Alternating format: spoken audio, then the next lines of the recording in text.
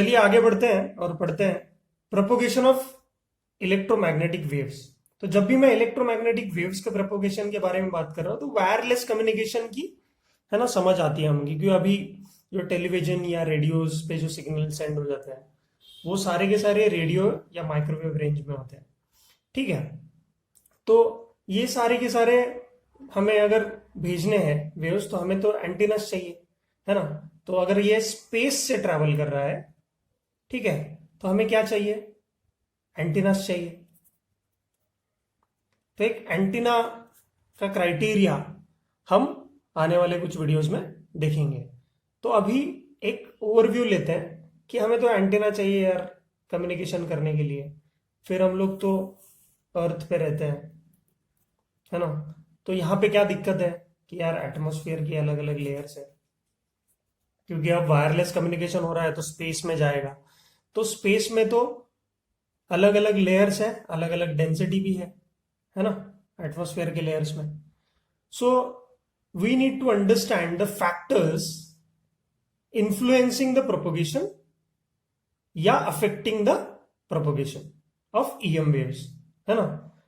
तो अब क्या होता है कि अब इसमें इंपॉर्टेंट क्या है कि अर्थ का एटमॉस्फेयर यहां पर एग्जिस्ट कर रहा है ना। तो पहले तो इसको अगर हम अंडरस्टैंड कर ले, इसकी अंडरस्टैंडिंग अगर हमारी बेटर हो जाएगी तो हमको आसान लगेगा। तो हमें पता होगा, मतलब आपने बचपन में पढ़ा होगा। तो अब चलो आगे बढ़ते हैं, थोड़ा सा पेन चेंज कर लेते है ना। So this is your earth, उसके वेरियस एटमॉस्फेरिक लेयर्स है। कौन से लेयर्स, जैसे हम बोलते हैं कि ट्रोपोस्फियर,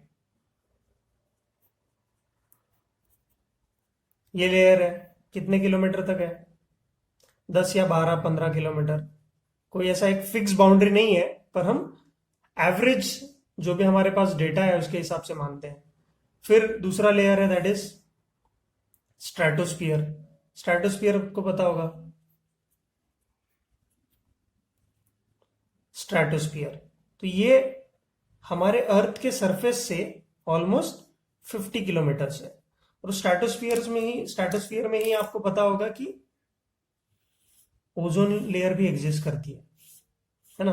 और बचपन से पढ़ते आ रहे हैं हम लोग ओजोन क्या करता है क्या नहीं, तो इसमें ज्यादा इलेबोरेट करने की जरूरत नहीं है। ओजोन, ठीक है, ओजोन लेयर आता है। फिर अगर हम और आगे बढ़े तो तीसरी लेयर आती है जो कि हम बोलते हैं मीजोस्फियर। मीजो, है ना, ट्रोपो स्ट्रैटो मीजो, ठीक है। और लास्ट में जो एकदम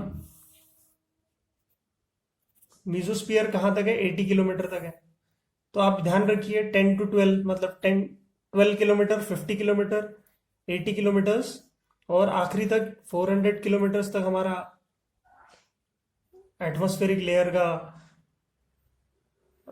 इन्फ्लुएंस, एटमॉस्फेरिक लेयर का डेंसिटी है या फिर एयर है ड्यू टू अर्थ ग्रेविटी। यहां पर कौन सा आएगा, आइनोस्फियर। तो अब बेसिकली हमें पता है कि ट्रोपोस्फियर, स्ट्रेटोस्फियर, मीजोस्फियर, आइनोस्फियर। तो अब यहां पर सबसे ज्यादा, जैसे टावर्स है हमारे पास टेलीकम्युनिकेशन के, जैसे मोबाइल के टावर्स होंगे या टीवी एंटीना के टावर्स होंगे, वो तो अर्थ पे है। तो उनकी भी एक पर्टिकुलर रेंज होगी, क्योंकि अर्थ तो कर्व करता है। अब अर्थ कर्व कैसे करता है, जैसे कर्वेचर है, जैसे अर्थ ऐसा है सपोज, ठीक। तो यार ये तो कर्वेचर है। तो आपको पता होगा कि अगर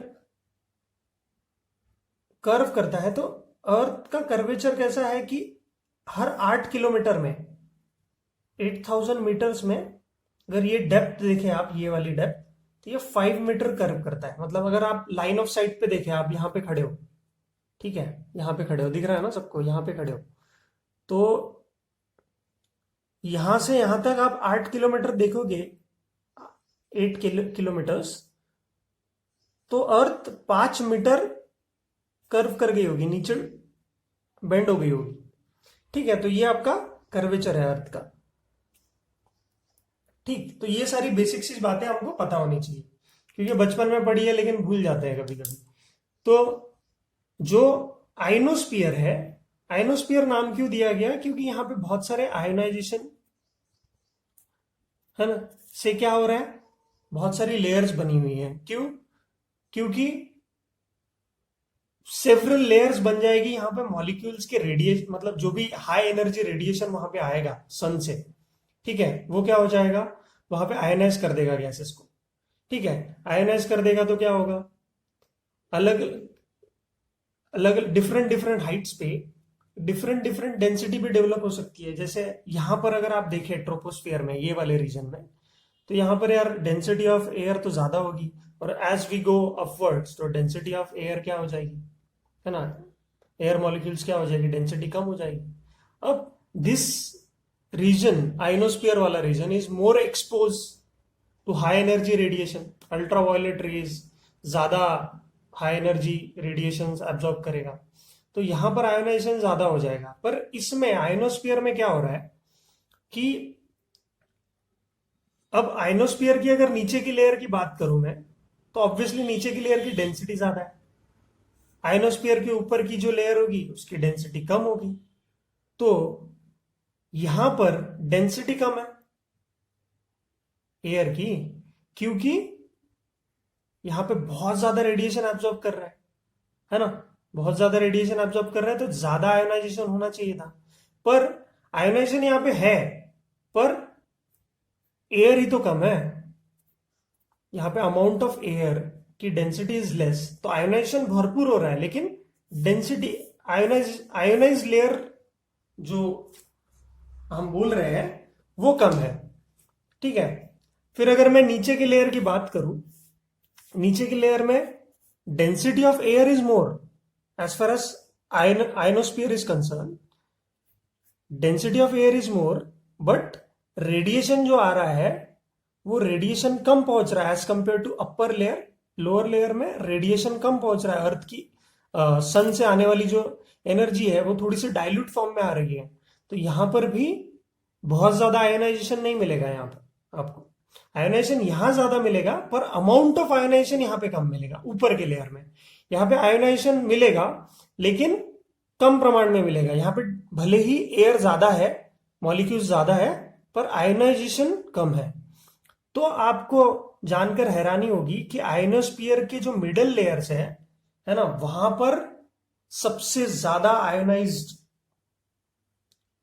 मॉलिक्यूल्स मिलेंगे आपको, है ना, वहां पे आयोनाइजेशन की जो डेंसिटी है, आयोनाइज्ड डिग्री ऑफ आयोनाइजेशन है हम लोग बोलते हैं, वो सबसे ज्यादा कहां पे, इंटरमीडिएट लेवल पे, इंटरमीडिएट हाइट पे है, कहां पे, आयोनोस्फीयर में। तो ये बात आप ध्यान में रखिए, ये मतलब हम लोग इजीली इग्नोर कर सकते हैं इसको, हमको लगेगा कि यहां पर ज्यादा आयोनाइजेशन हो रहा है, हाँ आयोनाइजेशन हो रहा है लेकिन डेंसिटी कम है, तो सबसे ज्यादा डेंसिटी आपको इस मिडल रीजन में मिलेगी, कहां पे, आयोनोस्फीयर में। तो ये सारी चीजें हमें काम में आने वाली।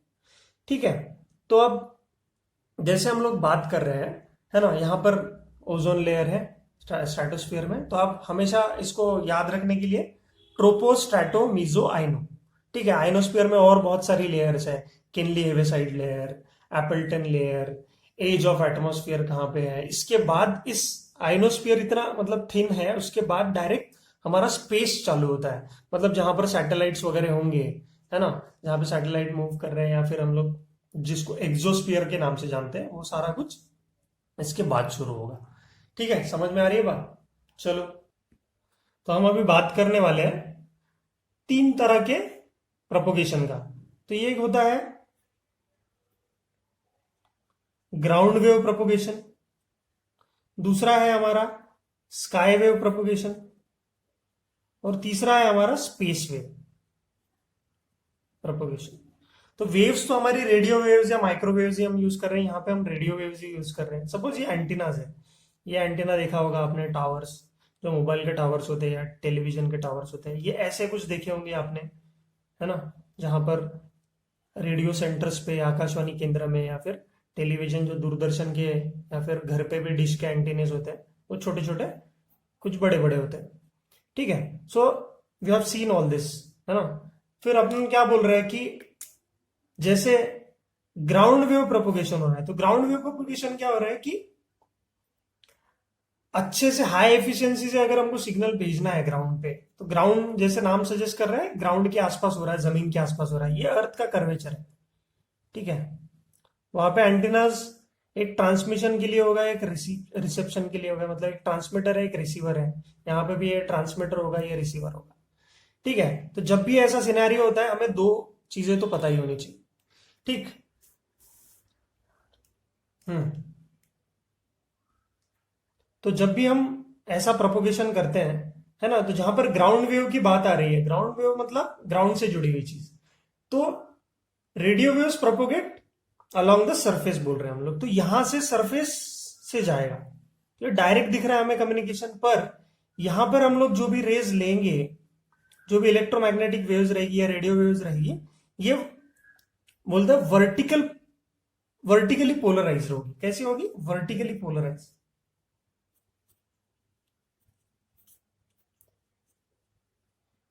अब वर्टिकल पोलराइजेशन क्यों करना चाहिए? वर्टिकल पोलराइजेशन क्यों करना चाहिए? जैसे ऐसे ऐसे वेव्स जा रही है, तो हमें पता है इलेक्ट्रोमैग्नेटिक वेव्स, तो अगर इलेक्ट्रिकल वेव्स परपेंडिकुलरली पोलराइज होगी तो मैग्नेटिक फील्ड तो इस डायरेक्शन में होगी, है ना, ऐसे परपेंडिकुलर होगी उसके। तो जब भी ऐसा कुछ सिनेरियो आता है तो हमारा क्या हो जाएगा,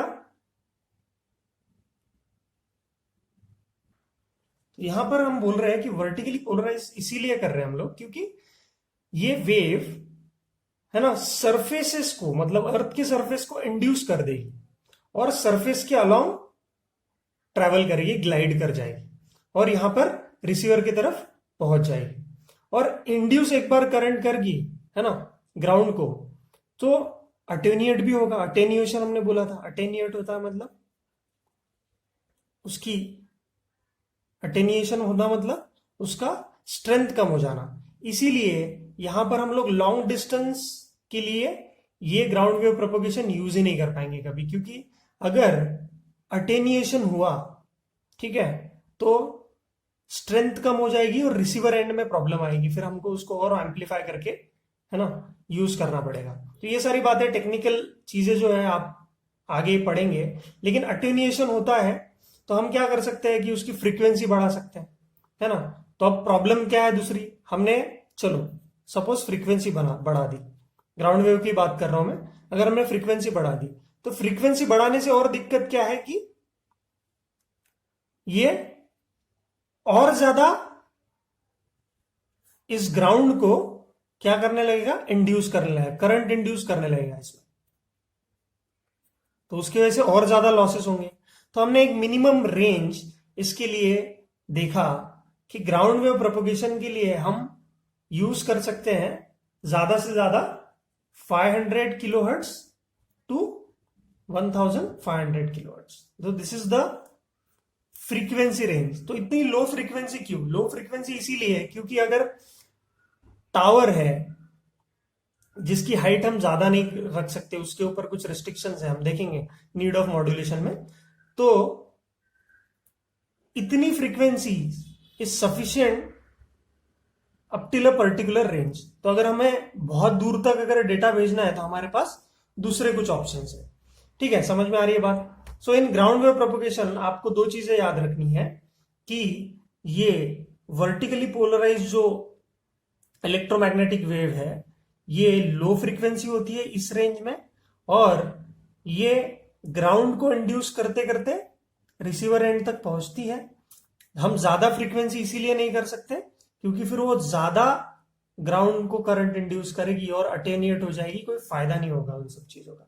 सो मैक्सिमम रेंज क्या होगी उसके डिपेंड, उस किसके ऊपर डिपेंड करेगी, उसके ट्रांसमिटेड पावर के ऊपर डिपेंड करेगी, ठीक है। तो वो लेस देन फ्यू मेगाहर्ट्ज तक पहुंच सकती है, ज्यादा उससे कम ही रहेगी, ठीक है। So this was your ground wave propagation, इसमें कंफ्यूजन मत रखना। Now space wave propagation, sky wave propagation. Sky wave propagation में हम क्या बोल रहे हैं कि यार ये देखो एटमॉस्फेयर से जा रहा है, एटमॉस्फेयर से जा रहा है, ये भी तो टावर टू टावर जा रहा था, लेकिन ग्राउंड में हम बोल रहे थे ये बड़ी वेव्स है, वेवलेंथ है ना, इसकी फ्रीक्वेंसी कम है तो वेवलेंथ ज्यादा होगी, है कि नहीं। तो वेवलेंथ ज्यादा है तो वर्टिकली पोलराइज होने की वजह से ऐसे ऐसे जा रही है तो ग्राउंड को इंड्यूस करके जा रही थी। स्काई वेव में तो आसमान आसमान से ही जाएगी। So what is happening here कि जो भी वेव्स जा रही है वो आइनोस्फीयर से क्या होगी, रिफ्लेक्ट होगी। ये वही सेम फिनोमिना है, यहां पर वो फिनोमिना कौन सा, टोटल इंटरनल रिफ्लेक्शन, टीआईआर हो रहा है। यहां पे क्या हो रहा है, टोटल इंटरनल रिफ्लेक्शन हो रहा है यहां पे।